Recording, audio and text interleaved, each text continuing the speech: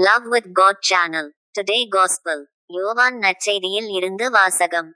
அதிகாரம் 14, இறை வார்த்தைகள் 15 முதல் 21 வரை. நீங்கள் என் மீது அன்பு கொண்டிருந்தால் என் கட்டளைகளை கடைப்பிடிப்பீர்கள். உங்களோடு என்றும் இருக்கும்படி மற்றொரு துணையாளரை உங்களுக்குத் தருமாறு நான் தந்தையிடம் கேட்பேன். அவரே உண்மையை வெளிப்படுத்தும் தூய ஆவியார். உலகம் அவரை ஏற்றுக்கொள்ள இயலாது. ஏனெனில் அது அவரை காண்பதுமில்லை, அறிவதுமில்லை. நீங்கள் அவரை அறிந்திருக்கிறீர்கள். ஏனெனில் அவர் உங்களோடு தங்கியிருக்கிறார், உங்களுக்குள்ளும் இருக்கிறார். நான் உங்களை திக்கற்றவர்களாக விடமாட்டேன். உங்களிடம் திரும்பி வருவேன்.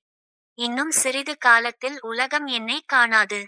ஆனால் நீங்கள் என்னை காண்பீர்கள். ஏனெனில் நான் வாழ்கிறேன், நீங்களும் வாழ்வீர்கள். நான் தந்தையுள்ளும் நீங்கள் என்னுள்ளும் நான் உங்களுள்ளும் இருப்பதை அந்நாளில் நீங்கள் அறிந்து கொள்வீர்கள். என் கட்டளைகளை ஏற்று கடைப்பிடிப்பவர் என் மீது அன்பு கொண்டுள்ளார். என் மீது அன்பு கொள்பவர் மீது தந்தையும் அன்பு கொள்வார். நானும் அவர் மீது அன்பு கொண்டு அவருக்கு என்னை வெளிப்படுத்துவேன்.